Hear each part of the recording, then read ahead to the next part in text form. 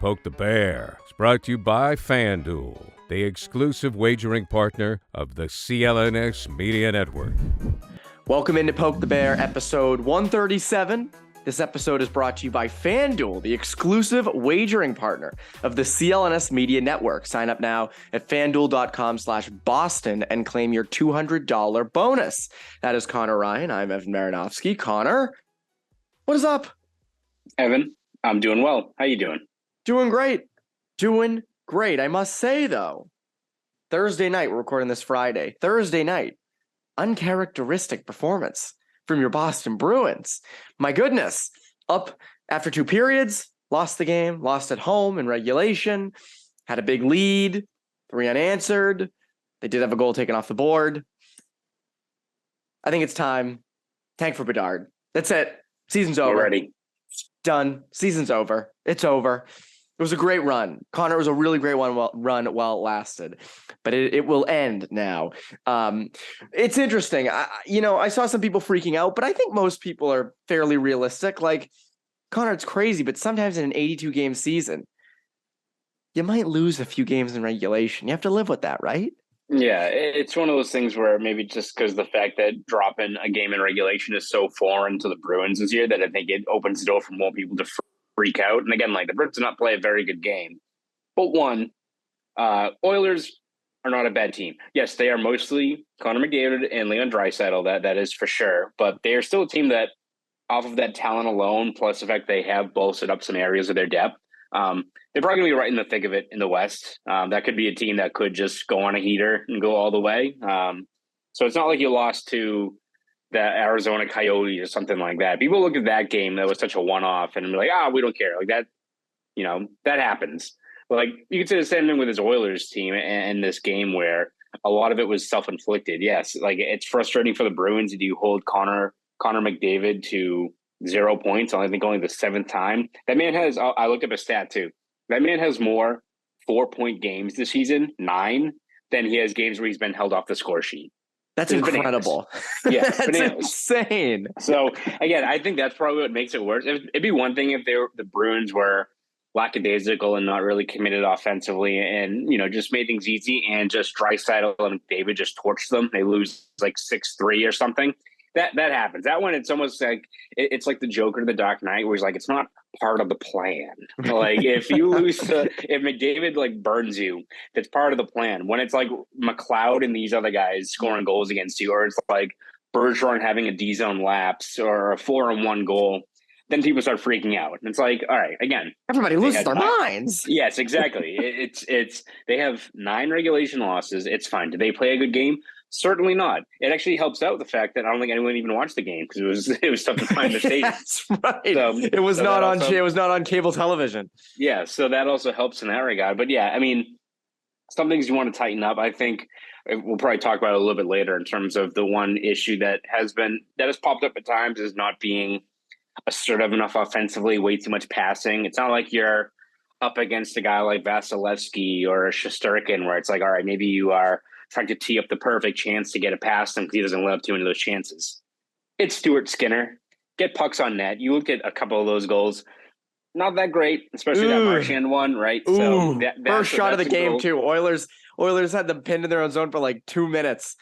Boom, in. That is a goalie and that is the overall defense in a roster that you just pepper that net and the chances are going to be there for you. So lesson learned there. Again, not going to put too much weight on Bergeron and his miscue because it doesn't happen all that often. But again, yeah, it's a frustrating loss. You would love to capitalize against a good team like the Oilers, especially when you are able to bottle up McDavid. But such is life. That's hockey, right? It happens. I will say, though, my biggest take when I talked about this in the post-game show I did last night with John Zanis that we did, I was really impressed with how they boxed up McDavid. Again, to do that to Connor McDavid, and again, the 3 players who are against McDavid the most, Orlov, Lindholm, McAvoy. 3 potential number one. I mean, McAvoy is a number 1 defenseman, elite, top of the league defenseman. Lindholm has played himself into being a number 1 defenseman. And Orlov is a borderline number 1, number 2 defenseman. But still, the fact that you have 3 defensemen who can roll out there and consistently shut down a guy like McDavid, to me is very impressive. And it just kind of harps on the depth this team has. And you saw it again Thursday night, right? Orlov, that hit on Draisaitl, where he just kind of, Draisaitl bounces off of him and flies away. But again, I look at, how they have those three guys and the impact. Again, the chances you play the Oilers in the playoffs are very small. I mean, again, unless it's in the Cup final, obviously, they have to get through the West, which again, as you said, could happen. I mean, the West is weird. That's what the W in West stands for this year. It's weird, Connor. That was Wumbo. But... Big brain stuff. But again, the fact that you can shut down a player like that and use any three of those guys, I think says a lot about your defense. Yeah, no, absolutely. It's something that, again, I think McDavid's in his own class, but let's face it, whoever you're going to play throughout, whether it's the East or the West, it's Matthews, Kucherov, Point, Stamkos, Panarin, Kane, even Carolina with guys like Aho, Svechnikov. There's going to be a lot of, matchup-based things that you're going to have to focus on over a 7-game series. And as you said, it's not like the Bruins in years past where it's like, all right, we have the Bergeron line. We can negate them that way. It's Montgomery has so many different ways you can kind of augment his lineup, whether it's the Bergeron line with McAvoy and Orlov, like Lindholm and Carlo have been a very good shutdown pair in their own right. Now you add in Orlov and what he brings, whatever.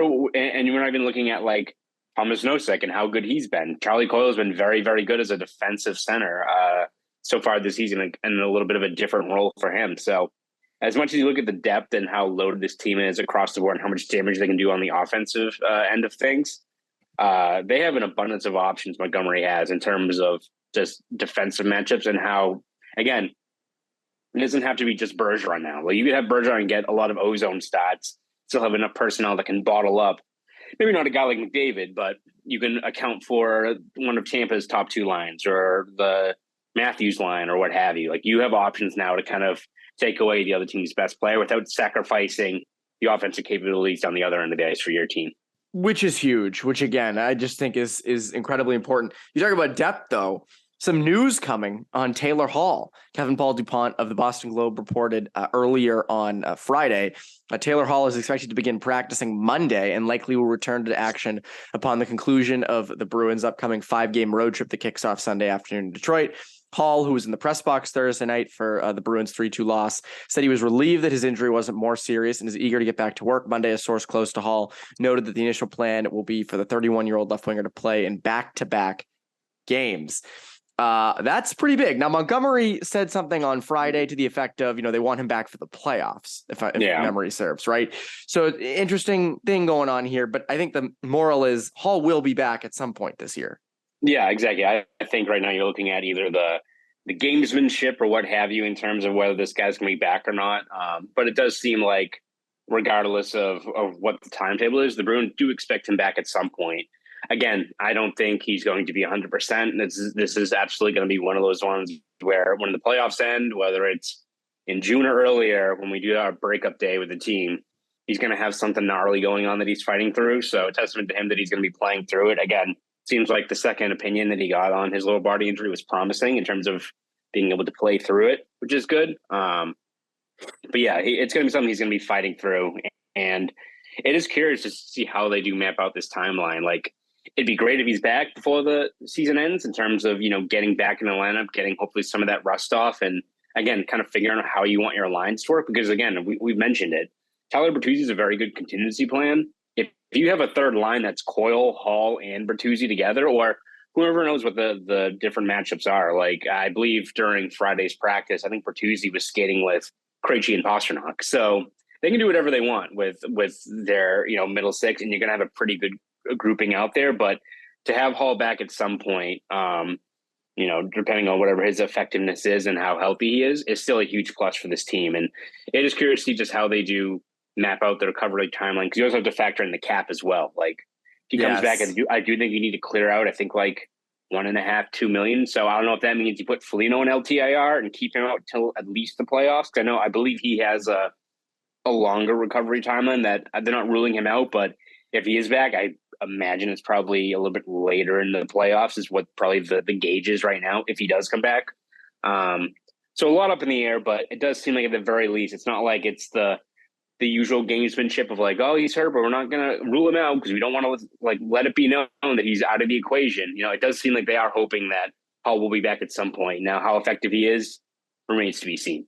Yeah, I don't think they need to rush him back. I think that's the biggest thing. Yeah. We said this about Marchand earlier in the year, right? There's no reason to rush him back into action. I know obviously you want to kind of develop, he wants to develop chemistry with a Tyler Bertuzzi potentially on that third line, but you're fine. You're fine. I mean, we're assuming that March is going to be a month of some guys definitely getting some rest. I think Taylor Hall should be among that. Now, again, 5-game road trip, that's not, that won't wrap up until end-ish of March, which is crazy. Time flies, Connor. It's crazy. Time's just flying, Connor. It's crazy. But I mean, it just goes back to, as you said, if you can roll out a third line in the playoffs of Bertuzzi, Coyle, Hall, that's a second line on most teams. That's borderline a first line on some teams. So again, I just go back to they clearly don't need to rush him back and, thrust him into action, especially if it's, something that's with his legs or things like that. And I'm curious to see if it impacts his skating at all. Yeah, that's a big to watch. I have to imagine. Yeah, again, I don't think this is something that is going to be magically healed. He's going to be fighting through some stuff. So how much of that trademark speed of his gets impacted?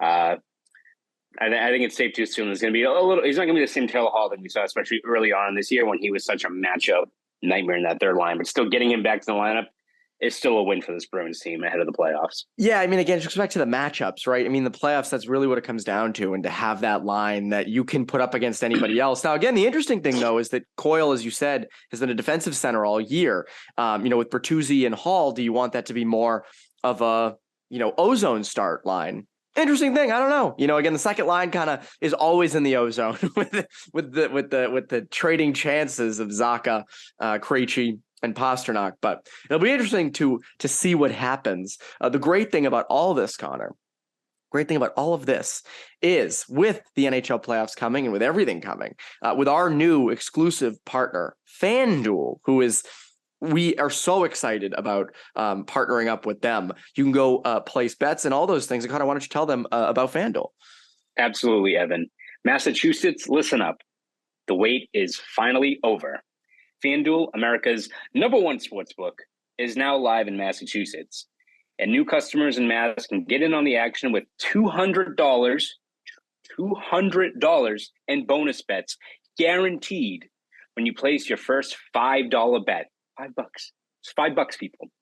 Just sign up at FanDuel.com/Boston. There you go. That's you it. got props and everything. Just $5. Just $5. Finally, you can bet on all your favorite sports teams from the money line to point spreads to player props and more. And frankly, Evan, that's the best part of FanDuel. You can bet on anything. You want to wager how many goals David Pastrnak is going to score against the Red Wings? Go for it. How many touchdowns is DeAndre Hopkins going to have with the Patriots? Ooh. Be my guest. Over under on wins for the Red Sox? Didn't have to bring the mood down like that. I know. I'm sorry, guys. But listen, you can do it all over at FanDuel. Evan, the world is your oyster when it comes to placing bets with FanDuel.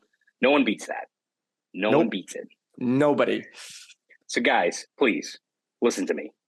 Bet now on an app that's safe, secure, and super easy to use. Don't miss your chance to get $200 in bonus bets, win or lose. Visit FanDuel.com/Boston and make every moment more on America's #1 sportsbook. Again, 21 plus and present in Massachusetts. First online real money wager only. $10 first deposit required. Bonus issued as non-withdrawable bonus bets that expire in 14 days. Restrictions apply. See terms at sportsbook.fanduel.com. Gambling problem? Hope is here. Go to gamblinghelplinemass.org or call 800-327-5050 for 24/7 support. FanDuel, very exciting stuff. The app, by the way, is smooth. It is easy to use. Even, it's just very easy to use, and I've very much enjoyed using it so far. And we're recording this Friday, so it just dropped, or not the app, but it just dropped legally in Massachusetts. So very, very exciting stuff all around.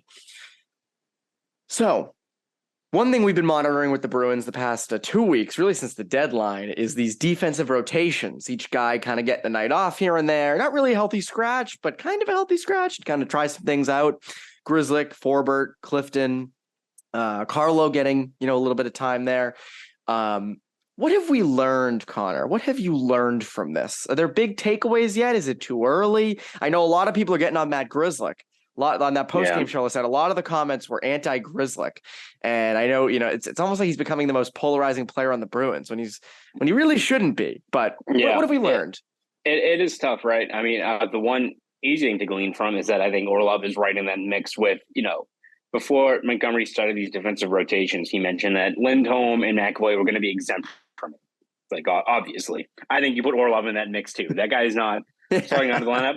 And I also think I know Carlo missed one game. I would put him, I think, in the safe category too. I think they did miss a little bit of what he brings. And again, he can be a polarizing figure, but I do think people are not catching on, but I think people are realizing, I think Carlo's having a pretty strong season. Like, again, he will get prone to those D-zone lapses, which happens when you're a guy that barely has any O-zone reps. But I think Carlo's been very solid, especially when he's with a guy like Lindholm. So I wouldn't mess with that. But after that, it's tough because you can point to Grzelcyk being out there and the one loss they have and that being a determinant, or again, he blows a tire and it leads to that 4-on-1 goal, which I think is more just shit luck as opposed to like an indictment on him. But again, doesn't help the greater narrative that I think Grzelcyk is kind of fighting against. But it's tough, right? Like every one of those guys, you see what they bring and you see instances where they're not in the lineup and you look at how they could impact it, right? Like Clifton, you can be like, well, that game was kind of a slog. That's a game where you maybe missed a guy like Clifton with a big hit, or like Foligno or someone like that. You look at like Forbort, who probably has the weakest 5-on-5 numbers. I don't think that's like even like a debate. Like 5-on-5, I think he is the weak link. But look at how he was during that one power play against McDavid, and you're like, I see why he's out there. And again, you see the same with like Grzelcyk at times when it comes to like the transition play. Like I don't think Grzelcyk's probably playing his best hockey right now, like over the last couple of weeks, which is not really helping his case, right?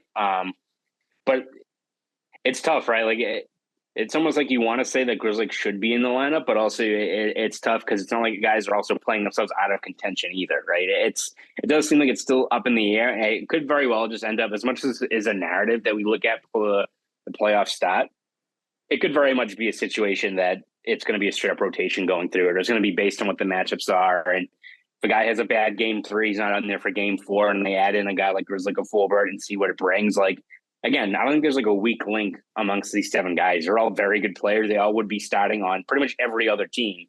This already record-setting team didn't add a guy like Orlov. So, again, have we learned much?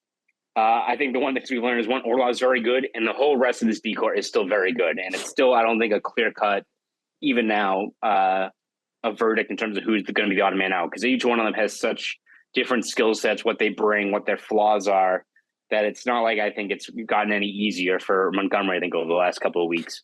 I just feel like it's matchups based, and you said it. Like, to me, it comes down to who you're playing in the playoffs. Because again, do Grzelcyk and Forbort become a pair? I mean, they're both lefties. I don't know if that's really ideal for, a long stretch of time.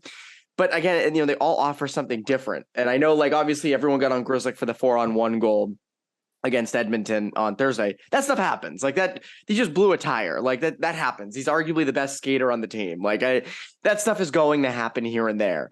But again, and you mentioned even like a guy like Forbort, a team that has a really good power play in the playoffs. Maybe you put him in the lineup kind of basically for that. So again, I don't, it's a little early to kind of say definitively where they're at.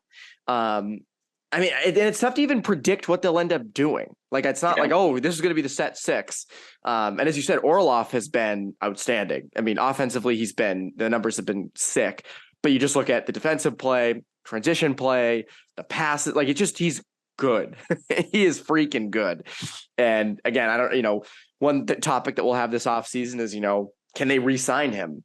Can they afford him with the cap next year? I don't know. He's playing himself into good money. He's bolstering that profile for sure. So I don't really know what the deal with Orlov is in the contract, but we'll see what ends up happening. Looking a little far ahead, Connor, we're going to get negative here for a second. whoop, getting negative. We haven't Yes. done that much this year, but we're going to get a little negative. And it's a question that people are wondering. And we talk about Grzelcyk and Carlo and different things like that, Taylor Hall. Aside from injuries, what could derail this Bruins run? Like, out of everything, what could be the thing that kind of breaks up the great run they're on? Yeah, I think I'll look at it more internally, because I think you can look at matchups in like Carolina and like how they play them. That's an obvious one. I think internally, it probably is the one thing that I think has popped up a couple of times, even when they've either won games or when they've been in the very few lows they've had, is shot selection. And it's one thing where I think they've really benefited this year from Montgomery's emphasis, I think, on quality over quantity, but they are also prone at times to either overpassing or settling for that perfect opportunity.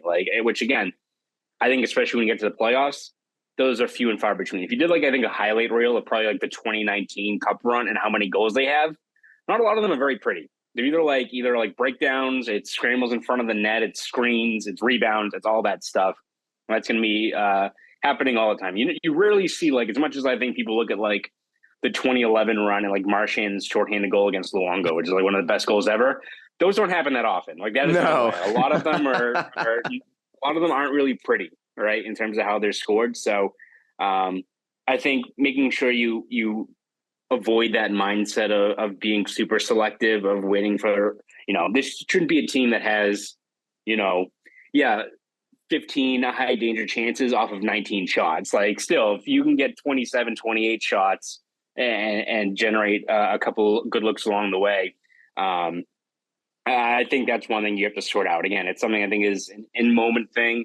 But when you look at the playoffs and who you're probably going to have to topple, especially if you're looking at a Vasilevsky, a Shesterkin, or anyone like that, even Freddie Anderson, how he's played since he's got to Carolina, you can't be, waiting for those perfect opportunities. You got to, get down low, get those grade A chances, and pepper the net, which I think is just, again, not a major flaw, not something that's been a recurring issue, but when this team is kind of out of sorts, it is something that tends to kind of prop back up a little bit. The Charlie Coyle passed on 2 shots last Thursday night that were just brutal. There was one in front of the net that it was you had a clear shot from a high danger area. And I get what he was trying to do. He was trying to pass Tyler Bertuzzi, who would have one-timed it. But it's dude, you have that open shot. You're a couple feet from the net. Just let it rip. Just shoot the puck. I'm going to do an unpopular one. And it's not, I don't think it's going to be, and I'm not even saying this is going to happen. I'm saying that if this does happen, it will derail things. I don't even think it's, faulty play from Grzelcyk or Clifton. I don't think it is depth up front. I think you have that. We've hit on this a little bit this year. Linus Ullmark has never played this much. It's something to think about, right? It's something that is in the back of your mind. He's on an incredible run, but does it end in the playoffs? Does the workload just become too much? Now you have Jeremy Swayman there, who's been terrific this year, but Linus Ullmark has been otherworldly. I mean, Linus Ullmark should win the Vezina. He's in the Hart conversation, right? You need him. Now he's been their best player. You could argue he's been their MVP this season, but if he falters, right, there's not Patrice Bergeron, Brad Marchand, David Pastrnak, they've been there before, right? And this isn't even Linus Ullmark's fault. He just has not been to the playoffs before, right, for a long stretch of time, right? Now, again, you had last year when he was okay. He wasn't amazing against Carolina. Didn't steal any games. But again, if that run is to be derailed, if he does not play up to the level he has this year, it could very well derail this run. Now, they have Swayman as an insurance policy there, which is a pretty damn good insurance policy. I don't know, Connor. I think if Linus Ullmark isn't himself in the playoffs, that spells a little bit of trouble, because that wouldn't help things. That really would not help things. It would not be great, Evan. You like your goalie to playing at a high level. But yeah, no, I do think that is not something that is off of just fear-mongering or what have you. It's a goalie that's been very good for this team, but you also, again, playoffs can be a different animal. You need to see how he does when he gets to that next level. So, no, that is definitely a good one that, again, until you get to the playoffs, you don't know for sure. So you'll see what happens. We will see what happens. And this episode is, again, brought to you by our exclusive wagering partner, the CLNS Media Network, FanDuel. Sign up now at fanduel.com/Boston and claim your $200 bonus. Connor, before you go, what can people look forward to from you over at Boston.com? Yeah, we're going to have you covered again every step of the way this Bruins season with game reports, breakdowns, columns, features, all that good stuff throughout this run. So please follow over at Boston.com. Again, not just for Bruins, we cover everything that's happening in Boston sports. So Patriots, Celtics, Red Sox, all that good stuff over at Boston.com. So please read over there. And if you want to follow me on Twitter, you can at Conor Ryan _93. Do all that, and remember to subscribe to New England Hockey Journal. That is Conor Ryan. I am Evan Marinofsky. You Poke the Bear listeners. Have an amazing rest of your week.